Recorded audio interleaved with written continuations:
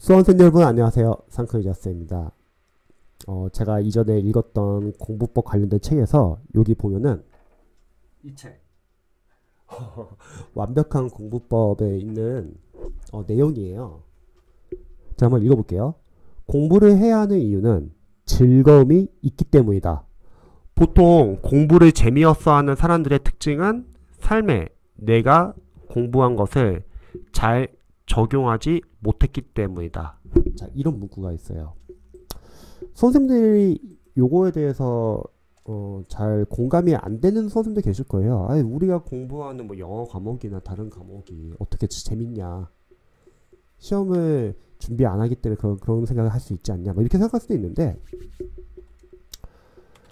뭐 영어 과목도 그렇고 다른 과목도 그렇지만 사실 우리가 이제 시험을 합격하고 나서도 그 과목을 공부했으면 실생활에 약간 적용이 될 수 있으면 지금 책에서 말한 것처럼 재미라는 걸 우리가 가질 수 있잖아요. 근데 수험생분들이니까 영어라는 과목이 즐거움, 재미를 어디서 가질 수 있을까? 저는 이제 오랫동안 영어 과외 수업을 하고 있잖아요. 이제 영상을 보신 분들은 잘 아시겠지만 제가 2006년도에 대학 편입을 준비했고 2007년도에 편입을 합격하고 나서 2007년도부터 대학 편입 영어 과외를 했었어요. 근데 과외 수업의 특징이 뭐냐면 과외 수업은 보통 두 분류의 학생들이 많이 오세요. 첫 번째 분류는 노베이스, 생기초 학생분들. 이런 수험생분들은 질의응답이 중요하고 피드백이 중요한 하죠.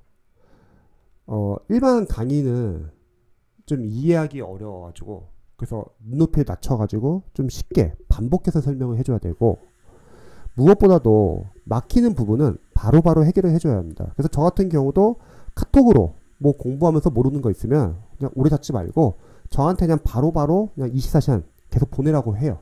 저도 이제 편한 시간 때 답변을 드리고 요즘에는 유튜브로도 좀 좋았던 질문은 여기 보시면은 뭐 이렇게 수험생 질문 좀 공유하면 좋을 것 같은 거 이런 거 공유드리고 있거든요. 막 이러셔. 수험생 질문 뭐 독립분사구문 여기도 보시면은 지금 여러분 여기 화면이 안 나오는구나. 여기 보시면 유튜브에 수험생 질문 그리고 여기도 뭐 수험생 질문 독립분사구문 이런 식으로 제가 공유를 해드리고 있어요. 자, 그리고 두 번째 이제 과외를 받는 수험생분들이 일반 이제 대형 강의를 듣고 다른 과목은 점수가 잘 나오는데 영어가 유독 합격점이 안 나와서 아쉽게 떨어지신 분들 그런 분들 케이스는 처음에 과외를 잘 몰라요. 그러다가 영어 때 떨어져가지고 검색을 하다 뭐야 영어 과외라는 게 있네 하면서 찾아보면서 옵니다. 그래서 이런 분들은 보통 이제 약점 체크가 전 중요하다고 생각을 해요. 수업은 많이 들었어요. 기존에 인강이나 그런데 자신의 약점이 뭔지 모르니까 저는 이제 주로 약점 체크를 계속 도와드리고 있어요. 테스트를 해보거나 또는 해석을 시켜보면은 문장 구조 분석 안 되는 분도 많이 계시고 독해를 읽기 위한 기반 연습도 안 되신 분도 많이 계시고 지독직해가 안 되신 분도 많이 계시고 근데 제일 큰 문제점은 본인이 뭐가 약한지를 보통 몰라요. 자, 그런데 즐거움을 영어에서 어떻게 찾을 수 있냐? 크게 두 가지로 나눌 수 있을 것 같아요. 수험생 시절일 때 영어 과목의 즐거움과 여러분들이 공무원을 합격하고 나서 합격 후 영어의 즐거움 이렇게 두 가지를 저는 좀 알려드리고 싶어요. 먼저 요것부터 한번 해볼게요. 여러분 수험생 시절 때 영어 과목을 어떻게 우리가 즐거움을 느낄 수 있냐? 여러분들은 영어 과목 공부하면서 즐거우신가요? 저는 수험생분들이 영어 과목을 언제 즐거워하냐면 영어를 못했던 분들이 어휘, 문법, 구문이 잡히는 거예요. 그래서 독해를 읽기 위한 기반 연습이 어느 정도 되는 거예요. 그러면 이 상태에서 유형별 독해를 풀 때 자신이 스스로 해석을 할 수 있을 때 그때 수험생분들이 영어 공부를 하면서 게임처럼 재미있어요. 왜냐면 적용이 되기 때문에. 우리가 배웠던 어휘, 문법, 구문이 그냥 배운 게 아니라 지문에서 하나하나 적용이 되기 때문에. 그래서 제가 늘 강조하죠. 독해를 읽기 위한 문법이 중요하다. 뭐 예를 보여드릴게요. 보통 수험생분들이 기초 문법 단계에서는 어떤 거에서 약간 좀 재미 느끼냐면 성취감. 저는 과외 수업을 하고 나서 이렇게 OX 테스트를 이해독해 하라고 해요. 그럼 배웠던 내용 바탕으로 다시 테스트를 해보면은 이게 거의 뭐 아웃풋이죠.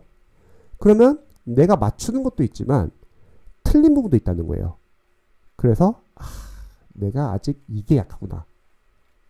이런 것에서도 첫 번째 성취감을 느낄 수 있고, 즐거움까지는 아니지만 성취감이고, 그래도 수험생들 입장에서는 자신의 약점을 체크할 수 있다는 거죠. 두 번째, 구문 독해를 할 때는 우리가 이런 하나하나 문장 안에 다양한 어법과 구문들이 많다는 거예요. 이 보시면은 이렇게 문법, 어법, 구문들이 많이 쓰이는구나. 한 문장 한 문장, 중요한 문장 안에는 다양한 어법과 구문들이 많다는 거예요. 그래서 문법 따로 독해 따로가 아니라 이런 걸 해석하는 연습이 결국 기초 독해 연습이죠. 거꾸로 말하면 여러분들이 기초 문법을 공부하면서 꼭 문법 문제만을 맞추기 위해서 공부한다기보다는, 자, 이런 거 보세요, 여러분. 이런 거 다 문법 교재에 있는 예문들하고 거의 같잖아요. 왜? 문법 교재에 있는 예문들이 좋은 이유는 영어 강사로서는 지문이 짧지만 우리가 알아야 하는 독해서 읽기 위한 문법들이 다 들어가 있다는 거예요. 그걸 해석하는 연습을 하는 거죠. 구문 독해에서는 직독 직해, 끊어 읽기, 문장 구조 분석 연습을 하는 거예요. 문법과 독해가 따로가 아니라 문법을 공부하면서도 독해 연습을 할 수 있는 거고, 또 이런 연습을 해야지 여러분들이 독해 지문을 읽을 때 한 문장 안에 다양한 어휘, 어법, 구문이 잡혀있기 때문에 더 빠르고 더 정확하게 해석할 수 있다는 거죠. 독해를 해석을 시켜보면은 수험생들이 해석을 잘 못하는 이유가 문법이 너무 안 되어 있어요. 왜 문법이 안 되어 있냐면 강사님들은 너무 문법 출제 포인트 위주로만 설명하니까 독해를 읽기 위한 문법이 많이 빠져있는 경우가 많고, 수험생들은 두꺼운 이론서 선호하지 않습니다. 얇은 요약서를 보려고 해요. 즉 문법 문제만을 맞추기 위한 문법에만 투자를 하기 때문에 독해를 읽기 위한 문법에 별로 투자를 못해요. 강사님들이 그거에 대해서 잘 설명을 하지도 않고요. 저는 독해를 읽기 위한 문법을 상당히 중시 여기는 이유가, 제가 원래 기반이 편입영어이기 때문에 편입영어는 영어 원서를 수험생들이 빠르게 읽을 수 있어야 돼요. 그러면 그 원서를 빨리 읽기 위해서는 다시 독해를 읽기 위한 문법이 상당히 중요합니다. 그래서 체계적으로 공부한다는 거죠. 그래서 여러분들이 구문 독해로 직독 직해, 앞에서 해석하는 연습해야 되고, 끊어 읽기도 연습해야 되고, 문장 분석, 구문 연습, 여기까지가 독해를 읽기 위한 기반 연습이에요. 쉬운 게 아니에요. 상당히 중요하다는 거죠. 자, 이걸 바탕으로 이제 여러분들이 나중에 뭐 기초 독해 연습을 한다 할게요. 자, 이렇게 기초 독해 지문이 짧은 문장이 있어요. 그러면 이거 풀고 나서도 이 안에 정말 다양한 어휘, 어법, 구문들이 다 있다는 거예요. 그러니까 우리가 어떠한 지문을 읽을 때 이 지문 하나하나에는 정말 엄청나게 많은 어휘, 어법, 구문이 있다는 거죠. 그래서 문법과 독해는 별개가 아니다. 자, 그리고 유형별 독해 들어갈 때, 그 전에 여러분들이 독해를 위한 문법을 한번 정리할 필요가 있죠. 그래서 독해를 하기 위해서는 최소한 이런 문법은 그래도 좀 알아야 된다. 한번 싹 정리하면 좋고, 어휘도 마찬가지예요. 여러분들 어휘 외우는 거 상당히 힘들죠. 근데 영어 강사로서는 수능 어휘와, 쉽게 말하면 기초 어휘와 공문 어휘는 외우는 방법이 달라요. 수능 어휘는 여러분들이 앞으로 지문 안에서 많이 보게 될 어휘라서 자주 보면 좋습니다. 뭐 수능 어휘에서는 어원이나 연상법이나 크게 중요하지 않을 것 같아요. 왜냐면 모든 지문 안에 거의 다 수능 어휘는 다 있거든요. 근데 문제는 공무원 어휘죠. 공무원 어휘는 제가 생각했을 때는 어원, 연상법이 저는 중요하다고 생각을 해요. 예를 들어서 뭐 어원을 한번 볼까요? 이렇게 우리가 어떤 단어 외울 때 어원을 모르면은 외우기가 쉽지가 않아요. 많은 단어들은 이렇게 어원이 있어요. 그러니까 어원을 알면 여러분들이 연상을 하기 쉽다는 거죠. 만약에 에버더트라는 단어가 나치하다 뜻이에요. 이거를 그냥 A, B, D, U, C, T로 외우면 문제 뭐냐면 이렇게 A, B로 시작하는 단어들이 너무 많아요. 헷갈린다는 거죠. 하지만 어원을 보면은 A, B가 어원이 away, 멀리라는 어원이 있고 duct가 lead, 멀리 이끄는 거, 나치하다 이렇게. 어원을 아냐 모르냐가 완전 달라진다는 거죠. 그래서 이런 어원을 아는 것도 중요하고 저 같은 경우는 이제 기출 지문을 항상 늘 중요시 여기잖아요. 그럼 제 수업 때 보면은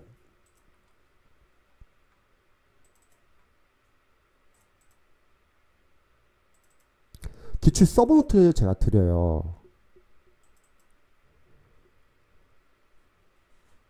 그러면 이렇게 동의어 위주로 모아주는 거예요. 동의어 위주로. 어원과 동의어 위주로. 그러면 쉽게 외울 수 있습니다. 예를 들어서 뭐 어떠한 영어 단어가 있어요. 그럼 여기 있는 복에 있는 단어도 많이 나오거든요. 그럼 관련돼서 어원 플러스 동의어 반복해주는 거예요. 저는 아예 그냥 이거를 인강에 찍어서 그냥 학생한테 드려요. 한 공무원 영단을 2회 정도 했으면은 하루에 30분만 인강 봐라. 그럼 인강에서 빠르게 반복해주거든요. 그럼 두꺼운 어휘 교재를 여러 해독을 돌린 효과가 있다는 거죠. 그래서 어휘도 이런 면에서는 재미를 찾을 수 있을 것 같아요. 저는 생각했을 때. 그러니까 영어를 잘 못하시는 분들에게 재미를 주기 위해서 저는 그동안 많은 노력을 해왔던 것 같아요. 그리고 또 보시면은 독해 원리, 리딩 스킬 지문, 기출지문 분석해가지고 하나하나 싹 다 분석하는 거예요. 각각 유형별로 어떻게 접근해야 되고 어떤 식으로 답의 근거가 나오고 어떤 식으로 오답이 나오는지 유형별로. 그럼 연습을 계속 반복하다 보면은 반복되거든요. 리딩 스킬이 여러분들이 아는 건 중요해요. 하지만 오해하지 말할 것은 리딩 스킬만 알아서는 안 돼요. 그 전에 여러분들이 먼저 단계별 연습이 좀 돼야 된다는 거죠. 단계별 연습이 되고 나서 리딩 스킬을 적용하면은 여러분들이 빨리 풀 수 있고 어려운 문제 나왔을 때 시간을 아낄 수도 있고 모든 지문이 다 중요한 건 아니라는 거죠. 이런 거. 그리고 실제 기출 독해 지문으로 연습한다 했을 때 어떠한 이런 지문이 있어요. 그러면 이 지문 바탕으로 답의 근거는 이렇게 어디에 있는지 그리고 그걸 바탕으로 관련된 지문에서 어려운 구문 그리고 다양한 독해 전략 이런 지문을 풀 때는 오답은 어떻게 해서 이렇게 매력적인 오답을 내는지 싹 다 분석하는 거죠. 여기 보시면은 초록색은 오답의 단서, 노란색은 답의 근거 다 있다는 거예요. 풀고 나서는 그냥 답만 아는 게 중요한 게 아니라 분석해야죠. 정답은 왜 정답인지, 오답은 왜 오답인지, 그리고 관련돼서 해석이 잘 안 되거나 그리고 관련돼서 한번 전략을 짜보는 거죠. 아, 이런 질문 앞으로 또 풀 때는 이렇게 한번 해야겠구나. 이런 거. 이게 중요한 거예요. 답을 단순하게 맞추고 틀리고가 아니라 분석을 한다는 거죠. 자, 이런 식으로 수험생분들이 영어 공부를 할 때는 단순하게 방향 없이 공부한다기보다는 저는 영어 강사로서는 단계별 연습이 중요하다고 생각해요. 이 단계별 연습이라는 게 많은 교재를 볼 필요는 없어요. 필요한 과정만 하면 돼요. 보통 강사님들이 1년 과정을 강의를 팔기 위해서 이것저것 어려운 과정 다 넣어놔요. 뭐 하프 모의고사 몇째 등등등. 그거 여러분 다 하게 되면은 복습할 시간 없어요. 소화 다 못합니다, 여러분. 어려운 문제는 기출로도 충분해요. 기출은 지금 상당히 좋거든요. 그래서 여러분들이 공부를 하면서 이런 식으로 영어 어떠한 즐거움을 저는 느낄 수 있다고 생각을 해요.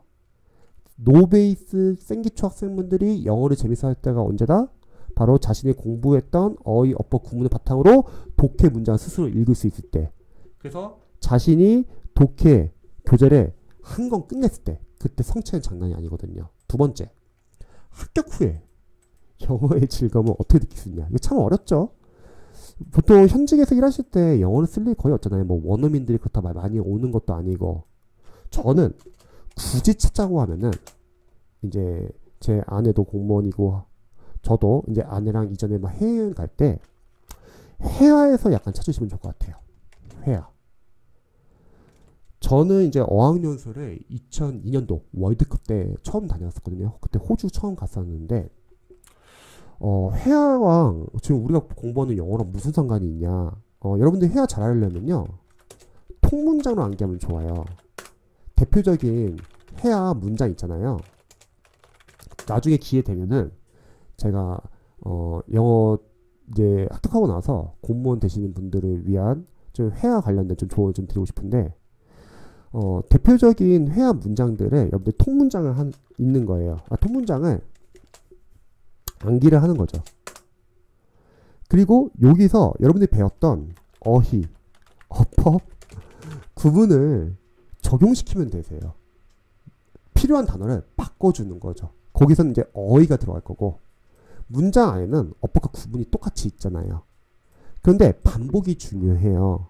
그래서 여러분들이 반복 연습을 하는 게 좋은데 혼자서 반복 연습할 수 있는 분들은 혼자서 반복 연습해도 좋지만 저는 개인적으로 여러분들 혹시 공무원 돼가지고 시간이 된다고 하면은 학원을 한번 다녀보시면 좋을 것 같아요. 제가 처음 회화학원 다닌 게 고등학교 2학년 때 처음 갔었거든요. 그때 뭐 영어 잘하는 것도 아니었고 근데 콩글리시로 그냥 한국인 선생님한테 배우고 그 다음에 원어민 선생님한테 연습하는데 영어를 그 당시에 잘 못해도 그냥 메이크 센스라고 하죠. 그냥 의미만 약간 좀 소통이 된다고 하면 그걸로도 상당히 재밌더라고요. 그래서 여러분들이 나중에 여행 갈 때 회화에서 좀 살리시면 좋을 것 같아요.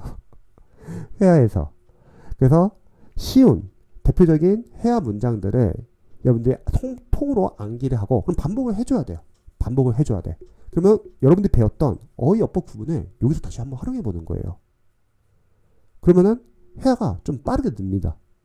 그래서 실제로 공무원 현직자분들이 영어를 쓸 일은 저는 여행 갈 때 여행용 영어 이런 거에서 아마 좀 살려보시면 좋을 것 같아요. 제가 편입을 공부했을 때 저는 제일 이해 안 됐던 게 편입이 이제 공무원 어휘보다 더 어렵거든요. GRE 어휘 같은 거 외우는데 이거 뭐 이런 거 굳이 외울 필요가 있나? 아니 이거 잘 안 쓰인 단어들인데 이렇게 생각을 하잖아요.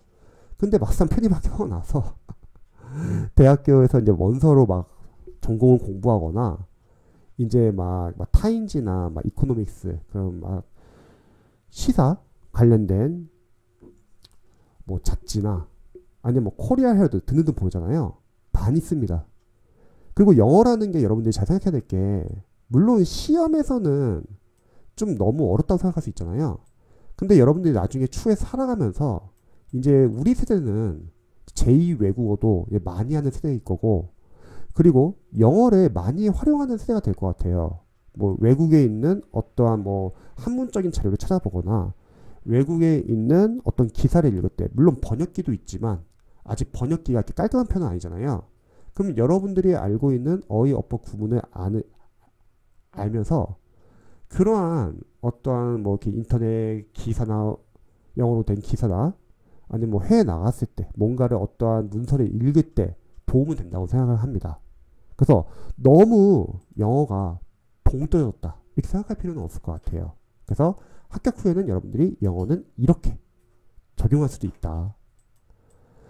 그래서 공부를 하면서 즐거움을 찾는 게 사실 쉬운 건 아니잖아요. 근데 저는 약간 좀 이런 식으로 동기부여를 수험생들이 좀 줄 수 있지 않을까라는 생각이 들어요. 그래서 여러분들이 굳이 해야 하는 수험 공부라면 뭐 해병대에서 그러잖아요. 피할 수 없으면 즐겨라. 뭐 우리가 즐기기까지는 못하지만 수험생 때는 약간 성취감 그런 거 또는 적용하는 거 또는 뭐 아웃풋 연습 같은 거 그래서 OS 문제 풀어보는 거죠. 그런 데서 성취감 느끼시면 좋을 것 같습니다. 그래서 간단하게 한번 영상 한번 촬영해봤는데 조금이라도 도움이 되셨으면 좋겠네요. 관련돼서 이렇게 뭐 궁금한 점이나 아니면 좋은 의견이나 있으시면 댓글 남겨주시면 저도 참고하도록 하겠습니다. 다들 남은 주말 잘 보내세요.